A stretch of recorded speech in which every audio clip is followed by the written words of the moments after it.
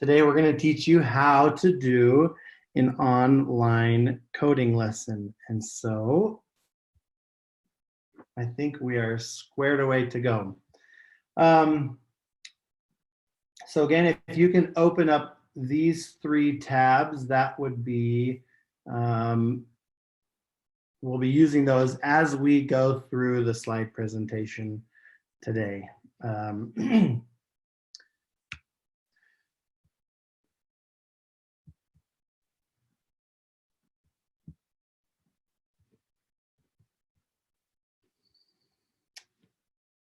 Okay, so the reason why we're having you navigate through this slide presentation is because you can use these slides in order to teach your class. And so we designed this in a way that you can walk through these slides just like I'm walking through these slides so that you can use them with your students as well. Today, my name is McKay Perkins. To introduce myself, I was a 6th grade teacher for 5 years. I got a master's degree in instructional design, and I have taught professional development with BootUp for 2 years. And I travel around the United States teaching teachers how to teach their students to code. And I also go into the classrooms of students and teach the students coding lessons too. And Brenda, you want to introduce yourself? Yes, I'm Brenda Bass. I have taught school for 32 years.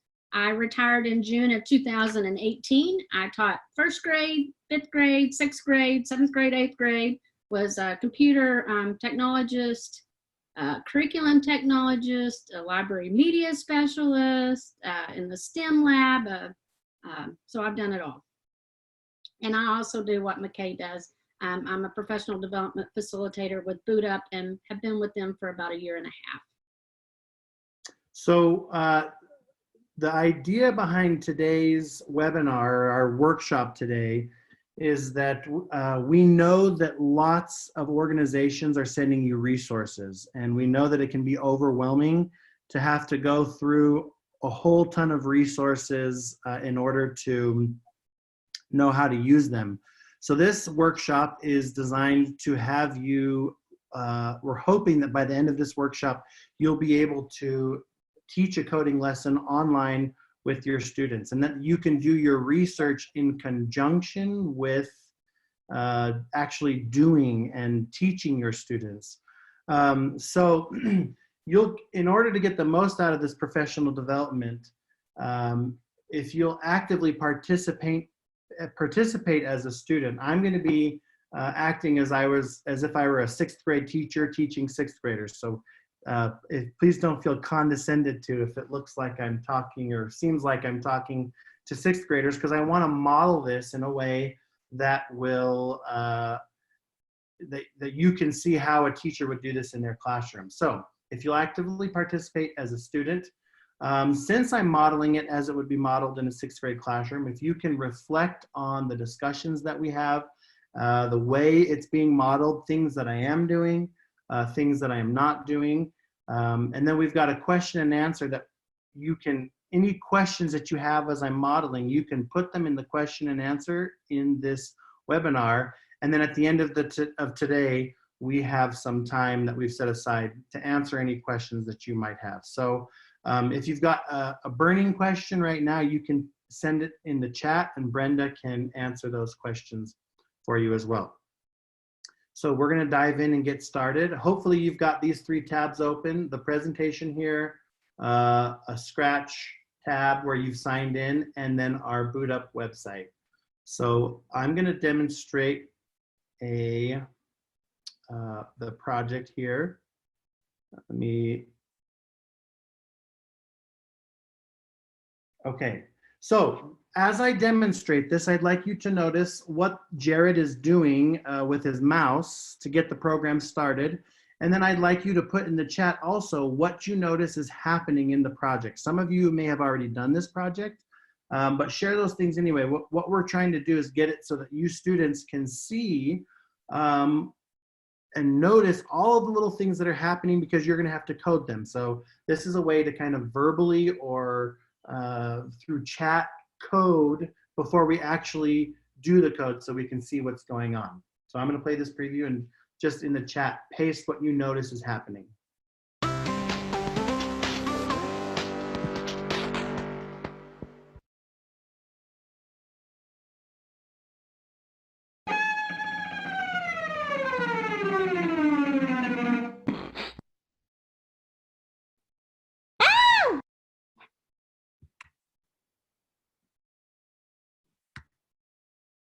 Sorry about that.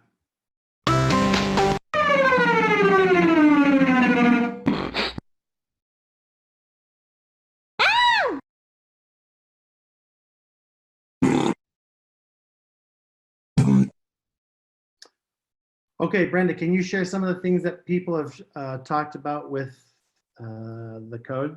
I see each letter has a sound. Yes.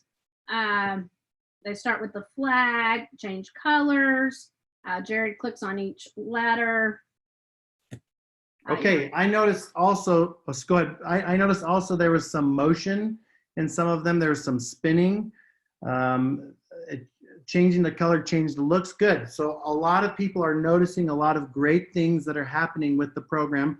Now we're going to take a look and see how to start coding this program. I think people have a good idea for the things that are going on. So now let's take a look. As a lot of you have seen, we've got add letters to sprites. We've got change the color effects that some of you noticed, adding sounds, making the letters spin. If you click on this link right here, it will take you to a Google Doc of our coder resources. And the purpose of these coder resources are to be student facing. And so the students directly work with this. And so if you look through at step 1, what we're going to do is we're going to go through step 1 and 2. And I'm going to tell you how to use this, and then I'm going to send you to breakout rooms in groups of about 4 people to work on these steps in the coder resources. So let me demonstrate really quickly how to use this. Step 1 says sign in and create a new project. So if I click here and I click on the link, if you haven't already signed in, it will sign you into Scratch.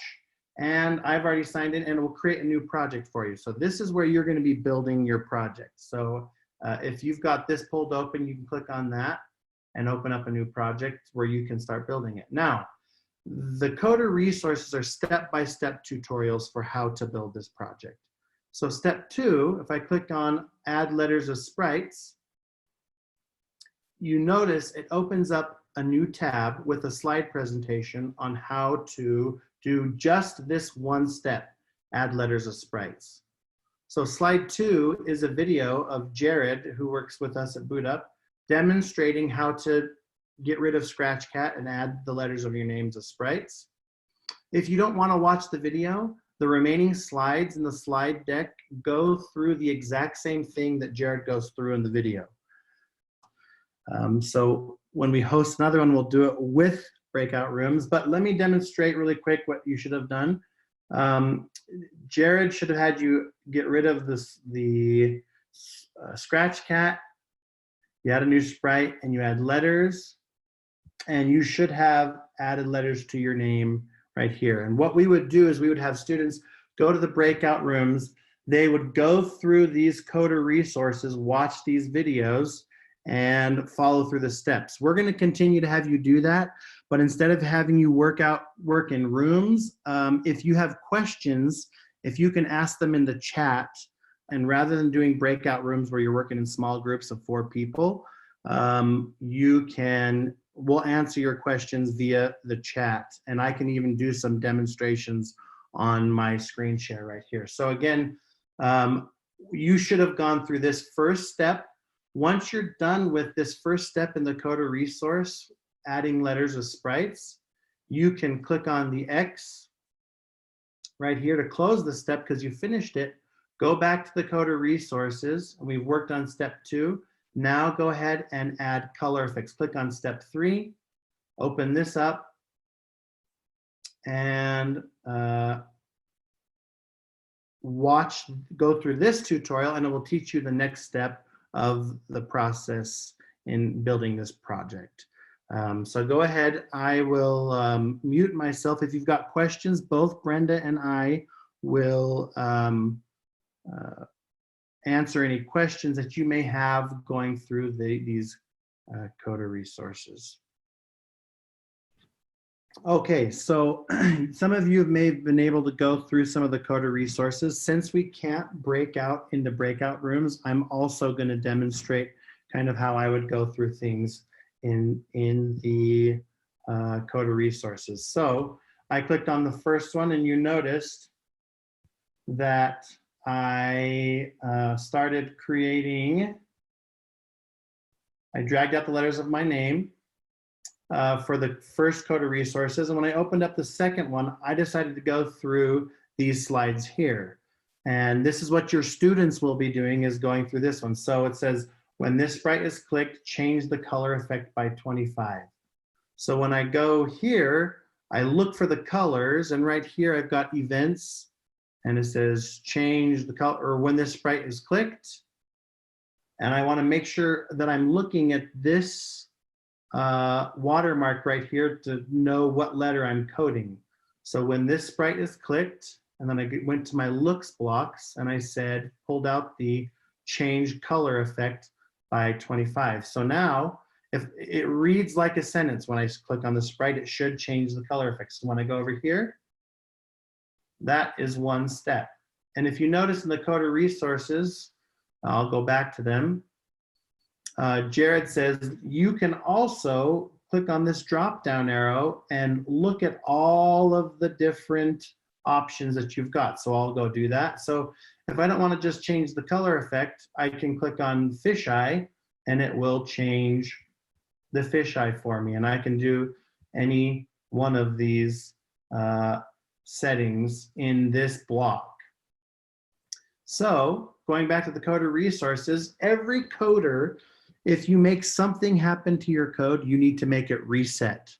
And so coders need to think through. There's no reset button a lot of times in Scratch. You need to think through how to reset. So if I change the color, this is a graphic effect, I need to use a different trigger to clear those graphic effects. And so let me go here and find a different event. Events and triggers are the same thing. So when I click on the sprite, it's going to make the effect happen. When I pull out the green flag, if I want to clear those effects, there's a block that allows me to do that. So the green flag undoes it. And when I click on it, it makes it change. So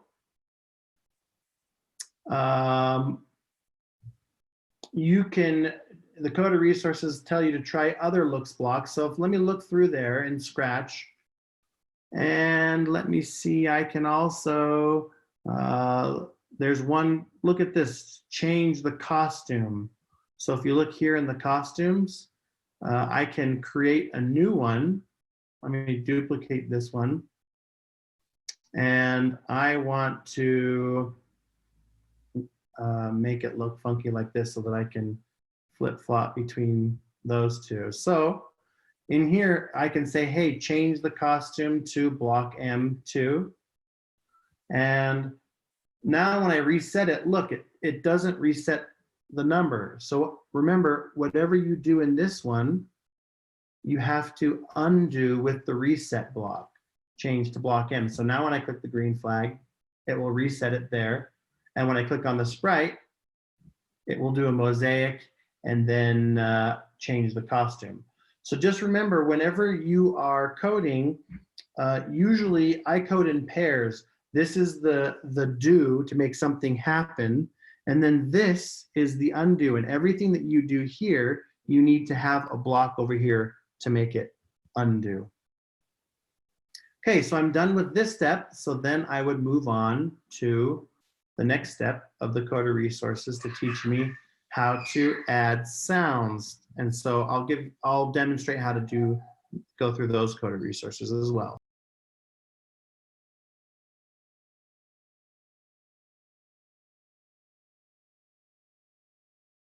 So right here is a sounds tab. I'll go over here.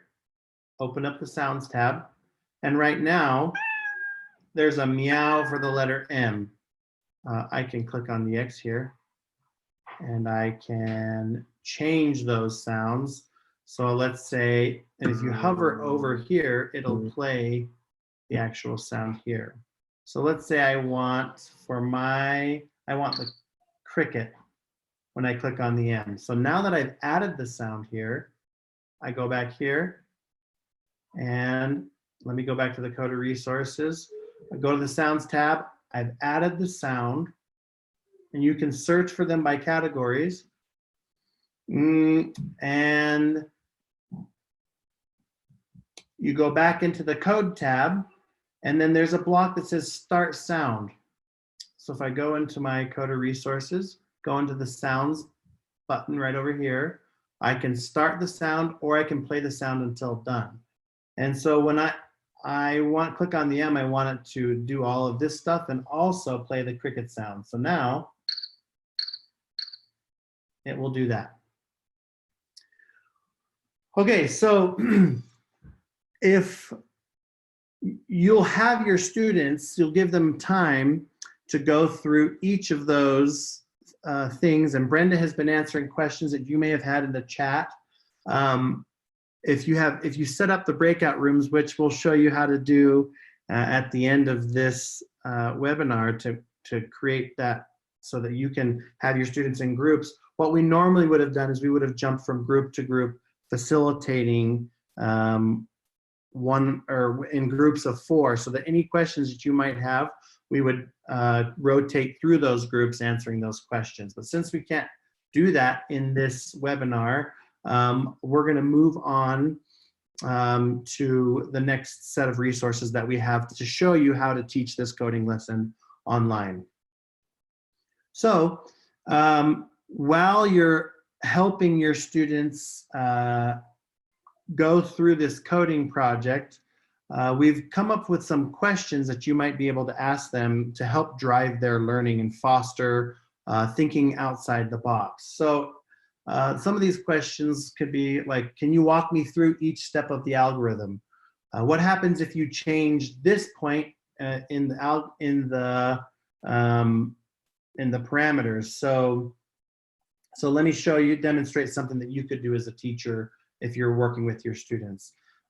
Let's say that they say change mosaic effect by 25. So what you could ask them is say, hey, what would happen if I changed this number to number 1? And before I demonstrate it, if you have any ideas, do you mind putting in the chat what you think will happen to the mosaic effect by changing that to number 1? Let's take a look and see what some of the ideas you have are.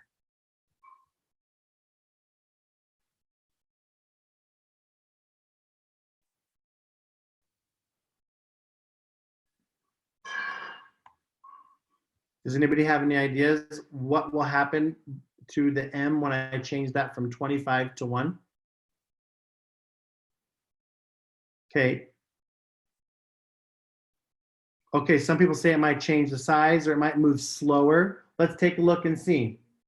When I click on this, it didn't really do anything. Let me change this by 2.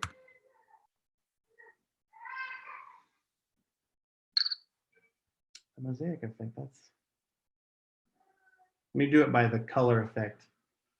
So if you do it to a smaller number, you can look at the M right here. It is changing the color a lot more gradually. Let me hit that off than it would have if this were 25. So if this were 25, you can see that it pops the colors a lot more than it does if I change that to number 1. And so asking your students these guiding questions to help drive their learning so they can start understanding what each of the blocks does. Another one you could say like, hey, when might you use this code in another project? And that helps them to look and see what they're doing and connect what they're doing with how they might use it in another place. In addition to process questions, there are debugging questions. And so if you look back in the coder resources, there are debugging exercises that the students can go through. So if you'd like to, I'll click on one, but choose one of these, and it'll open up a project. And when you see inside, Jared, who built this project, has purposefully broken this so that it doesn't work. And so if you look at this note right here, it says, why doesn't the BootUp logo fade away when it's clicked? So when I click on this, it should go away or fade away.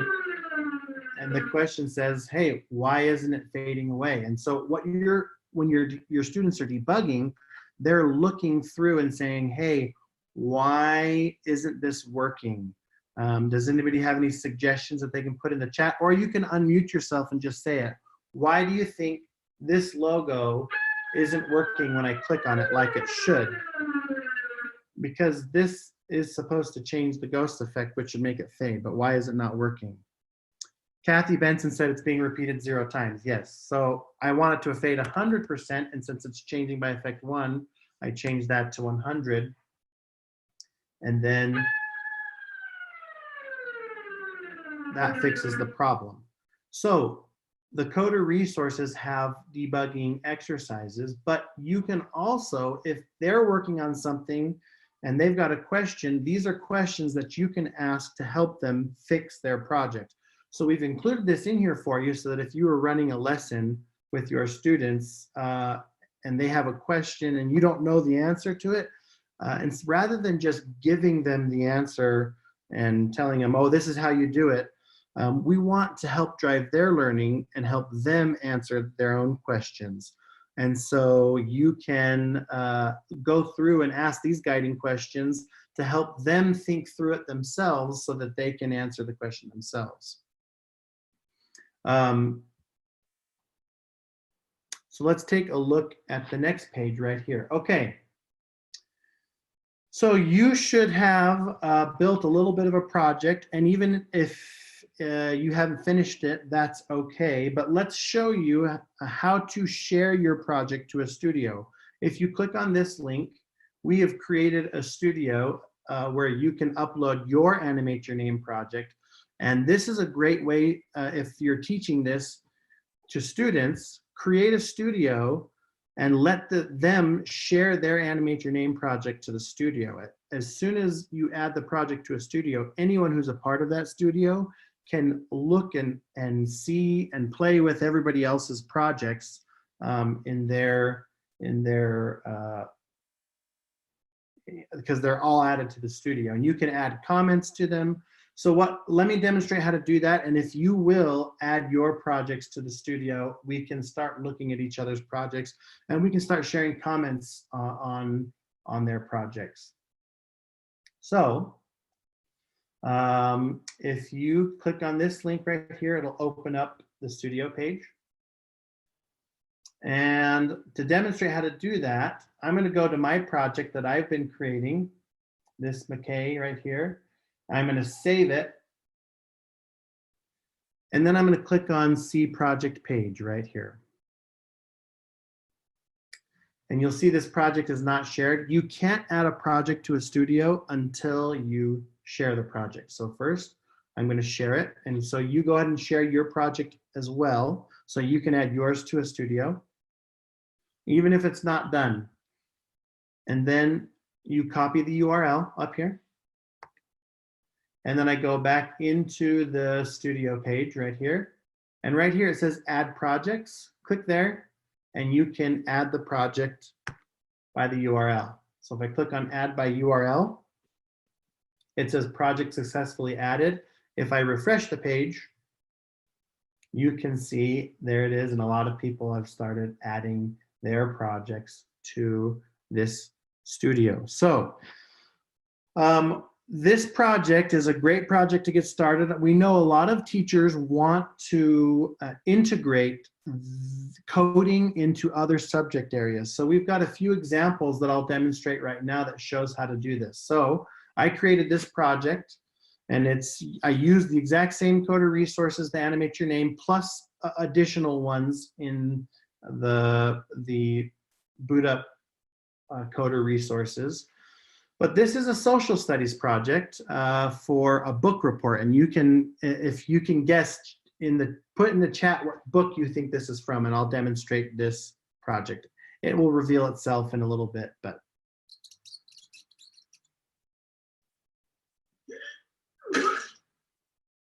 Any ideas what book this is from? Do not add cat hair or bat dung. Add 6 snake fangs. Add 2 dried billywig stings. Add 2 sprigs of wolfsbane. Add 1 horned slug. Mr. Weasley, you don't want to be making any mistakes, or it will be points from Gryffindor. I'll be watching you. Okay, so if you didn't make a guess, some people did guess Harry Potter. This is Ronald Weasley, and I worked with a teacher who actually had her students for their book report go through these lessons. So you can see, obviously, this is a lot more involved than what we just did in the coder resources. But as you go through the BootUp projects and you go through the coder resources, which we will show you how to get to in just a minute, you will be able to expand on your learning, and then your students will be able to go back to their original Animate Your Name project and add a lot more things to it like this one. So if you look, when I click on the A, it takes me to this scene, and I can click on W to make the wand follow me, or hit C on my keyboard to make it cast a spell. Or if you remember, in the potion, you're not supposed to add cat hair or bat dung. So if I click on the bat here, it makes the potion explode. So there's just a lot of really fun things that you can do with this Animate Your Name project when you start thinking about integrating it into other subject areas. Spiders,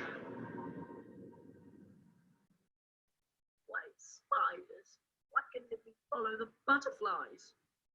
Another example of this, let me go back to the studio.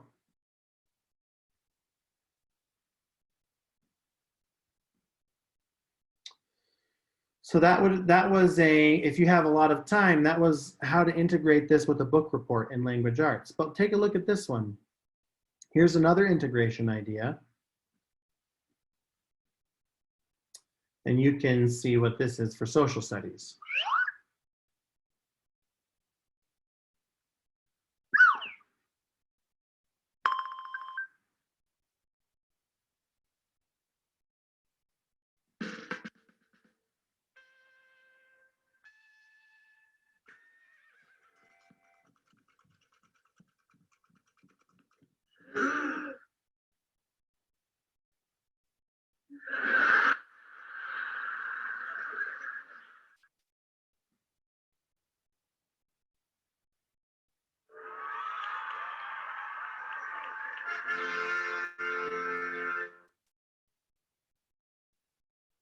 So with a little bit of creativity, you can see a lot of the really cool things you can do, even with this one project in Animate Your Name.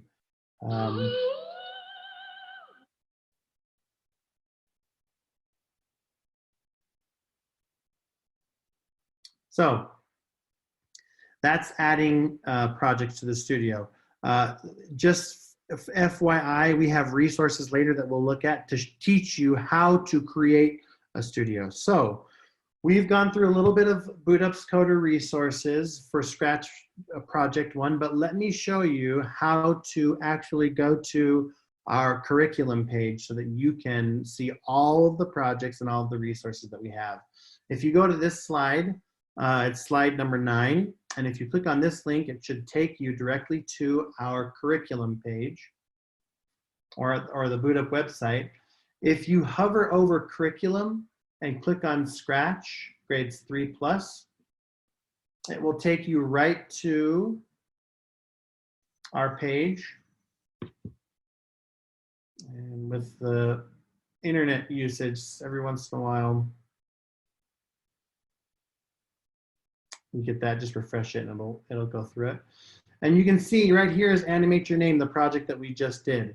We used the Coder resources. So if you click here, it will take you right back to those Coder resources that we were just using. But yeah, you can click on the Coder resources. We also have lesson plans for teachers. So if I click on the lesson plan, remember, we feel strongly that doing research in conjunction with actually teaching is the most beneficial, so that you can actually do coding lessons with your students rather than just having to figure out all of the resources. And so just taking a look at the lesson plan, there are a lot of resources in here, which can be overwhelming if you feel like you need to do all of it at once. But you by no means have to do all of this at once. So what you can do is just look through this, look through our lesson plans and say, hey, I want to try implementing that today. And as you continue to teach more and more coding lessons, there are new things that you can implement as you're ready to implement them. And so if you look here at the project sequence, this is actually what you do with your students. Everything, the rest of it is all resources. And so we've got assessment resources to help you assess your students. We've got ways to differentiate this for students who are fast finishers or students who are struggling. And so there are all sorts of ideas in the lesson plans, and you can reach both of them from this page. I suggest that if you do this with your students, especially the younger students, the 3rd and 4th graders, sometimes getting them to type in bootupPD.org and then navigate to this page takes a really long time. So I would suggest sending it to them in the chat if you're doing this via Zoom or somehow online. And then I would suggest having them hit this star to bookmark this page. So as I go through class to class, it functions a lot better for the students who bookmark this page. They don't have to spend a whole ton of time doing that. So as you finish the first project, you can work on the second one, and these are scaffolded to get more and more complex and teach the students more and more things as we go on. And so currently we have 40 Scratch projects that students can do with lesson plans for the teachers, and Jared is continuously building more so that the students can be engaged in pursuing more and more coding and deepening their knowledge of how to code. Now, to show you, let me go back to our presentation. In order to prepare to teach this effectively, we've got some videos for how to set things up. I'm not exactly sure why our breakout rooms didn't work in Zoom, but because we've toggled on all these settings, but for some reason in this webinar, it didn't work. And I'll have to troubleshoot that later. But these are videos from Zoom to teach you how to enable the breakout rooms. This teaches you how to use the breakout rooms, how to manage your users in a session. And so this is all preparation that you can do as a teacher in order to teach a coding lesson successfully online. And then there are certain things that you might want to do for student prep. You can send this to your parents. There's an email to send to your parents and your students to help them get set up. So they're going to have to download Zoom if they're using it. You can give them this video to teach them how to share their screen. This will show them where the Zoom controls are. So you can use this slide deck in order to have your students be prepared for how to work in Zoom and work online. Here are just some additional resources. I told you earlier, any questions that you might have about the Scratch teacher account, this video down here will help with that. This is a video showing you how to set up Scratch Studios like I did in this previous slide. We've got timers for you so that if you want to screen share a timer, you can tell your students, hey, you've got 15 minutes to work on this, and there's a countdown timer to let them see how to use the time. There are also timers built into Zoom that you can use if you send them to breakout rooms as well. So We will open it up now in the last 8 minutes or so for any questions that you might have, and we can answer any questions that you've got for us. And so you can do it in the chat, or we'll read it, or preferably if you feel comfortable unmuting yourself, you can raise your hand and we'll call on you to unmute yourself to ask any questions that you might have for either Brenda or myself.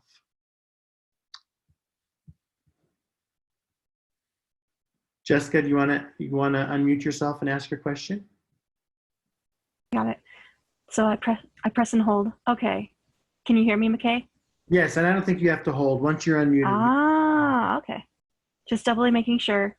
I just have a question. It's probably going to be answered in the Zoom tutorials. Are the students able to talk to each other in the breakout rooms? Yes. So when you are when you're the host of a breakout of a meeting, you can choose to mute or unmute any of the students. But yes, as soon as they're in the breakout rooms, they can share their cameras, and so it basically will show 4 people in a room together in a breakout room, and I would use that time to have them. You're not going to be in the room because you're going to be bouncing around from room to room, answering any questions that students might have. And so, but yes, we use that time to have them collaborate with each other in the breakout room, and they can share their screens with each other and answer any questions that they've got with each other. So yeah, that works really well. All right, thanks, McKay. Mm-hmm. Amanda, you had a question. Yes, hello, McKay. How you doing? Good, how are you?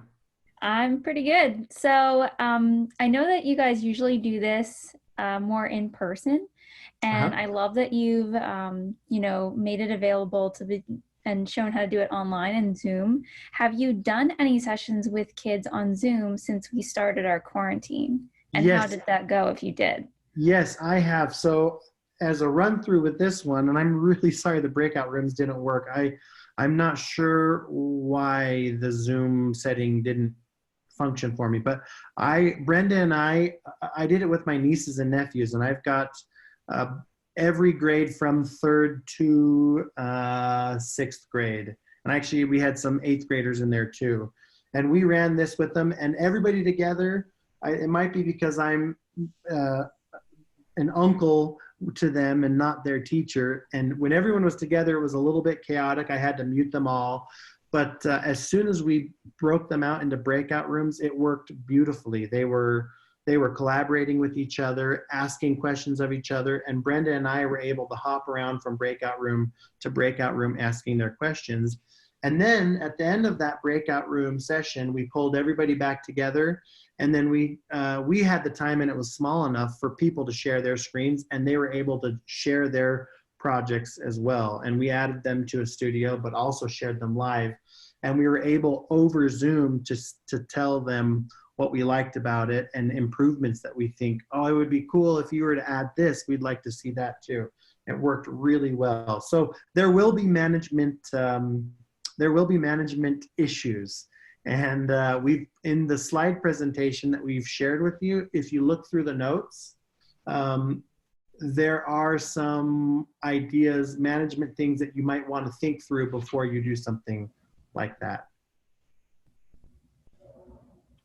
Did I answer your question, or do you have any other questions, Amanda? That's good. Thank you so much, McKay. You're welcome. Are there any other questions that people might have? Let me look at the Q&A, see if there's any questions. There's nothing. There's some answered questions already that Brenda answered that you can look at if you've got the same ones. If you don't want to ask a question verbally, you can do it so in the question and answer, and we'll stay after the hour is up in case you want to ask a question a little more one-on-one. We can do that. Again, I just went back to this slide so that you can, if you haven't copied this link, we suggest using this presentation in your classroom. Like I said, it has a lot of notes for you that you can, it tells you what to say, how to break them out into the breakout rooms and all that stuff. And so that might be a really good resource.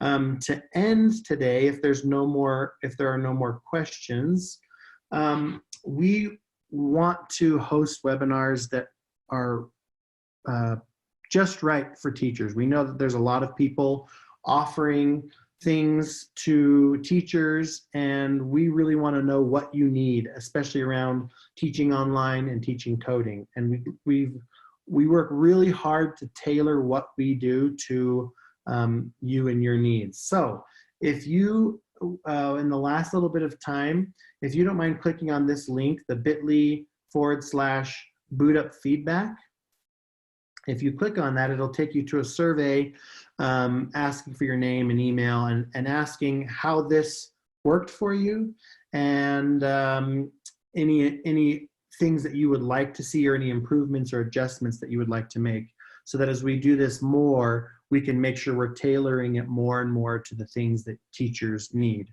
So obviously, the functionality of breakout rooms would be a good suggestion.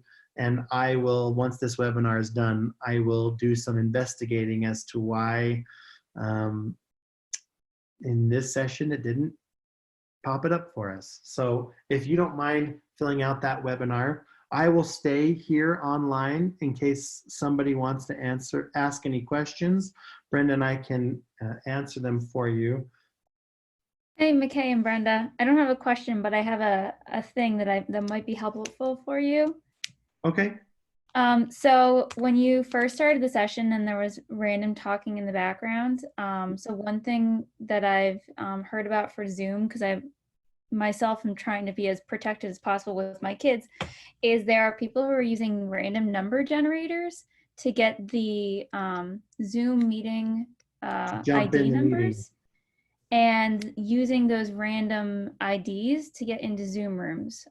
So that could have been what happened to you guys. I don't know, but I know that that's a thing that's happening. Okay. That's good to know. We've been using it for the past 2 weeks and haven't had any issues. And then all of a sudden today, it was like, wow, that's crazy. Yeah, Brenda and I walked through it 3 times. No problems. The link should automatically just, are you having a hard time seeing the Google form? No, it just says they have to have permission. It says we need permission.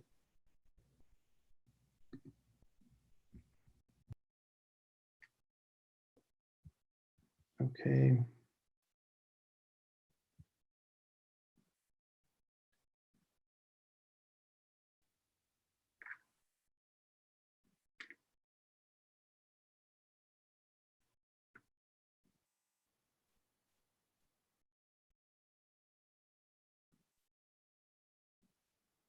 Let me try a new link.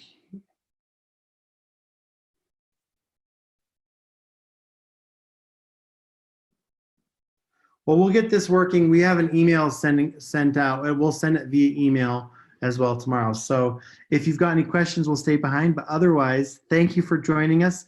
We will do more of these with breakout rooms working. And so keep your eyes peeled.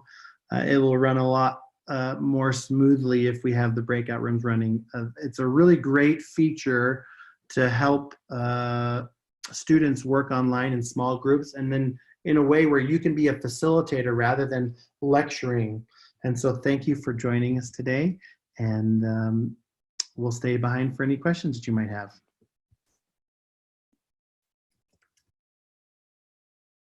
Hi, this is Kathy. Thanks. Hi, Kathy. This was very helpful. Good. I'm a professional developer, so I have a number of elementary school teachers that I support. She's in Maryland, McKay. Oh, hey. So I'm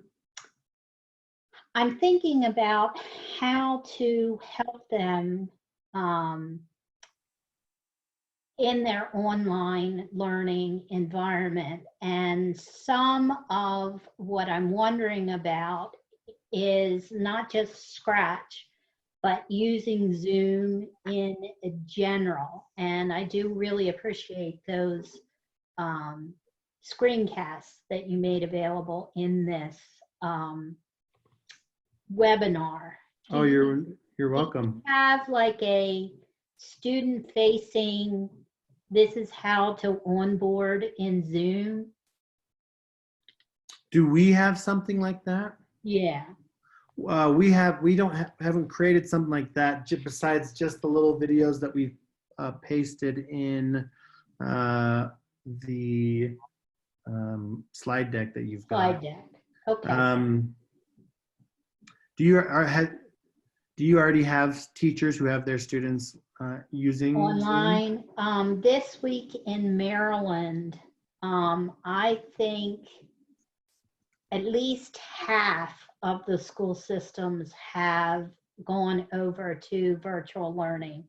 Baltimore City schools actually went over, even though there are a lot of students who don't have devices. Howard County schools is in the process of getting devices to students, and they plan to go next week. Baltimore County was a 1-to-1 district, so they've already gone over, but a lot of the elementary school teachers, this is all brand new to them, so they're trying to learn Zoom and repurpose their content to work in a virtual setting, whether it's computer science or not computer science. And just as a personal note, of 2 of my doctors I had telemedicine phone calls with, and they don't know Zoom. So I have these different clusters of people who basically know everybody else is starting to Zoom, but have never used it. So they need to learn it in a virtual way. So it's kind of a chicken and an egg. If you don't know how to Zoom, how do you learn how to Zoom? Yeah. Zoom, they have, let me just share kind of what we did. And we don't have anything created like that. Can you still see my screen? No, I just see your webcam right now. Okay, let me share my screen here. Can you Good. see it now? Yeah. Yep, I'm good. Okay. So one of the things that when you are, let me get into, there we go.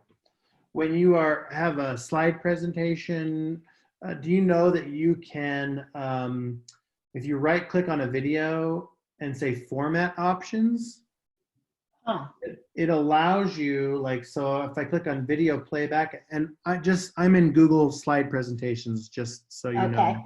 Okay, gotcha.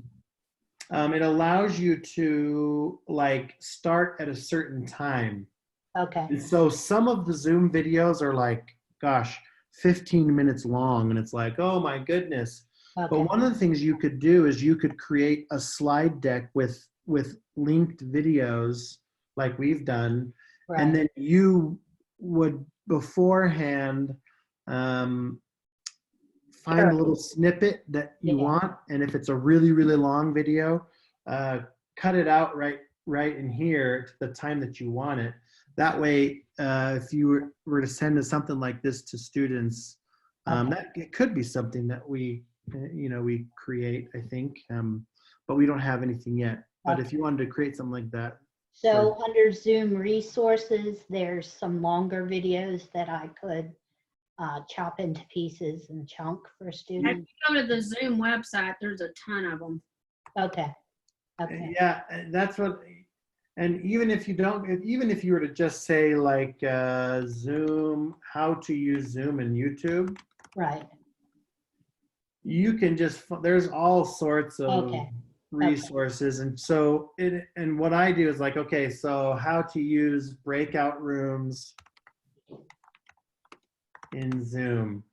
And you can just kind of start curating, finding there are a lot of people have resources. You can find the ones that you think will work best for a student. That's a good tip. I Put should it have in done that. But and then you put it in the slide deck, and then clip out in the Google slide deck the portions that you don't want. And then you can also, the great thing about a slide deck is you can also put links in there. So they can, the download link, you can put that in there. So they just have to click on the link in the slide deck rather than having to navigate to Zoom to download the program or whatever. All right, well, thank you. You're welcome. Thank you. Lisa, did you have a question too?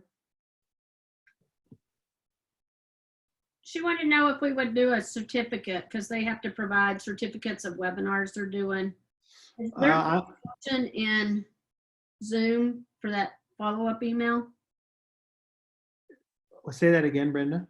Is there a option to create a certificate in that Oh, Zoom settings for the follow-up email? We can look I at know. I can look at it, but if you, create one and then get it to you.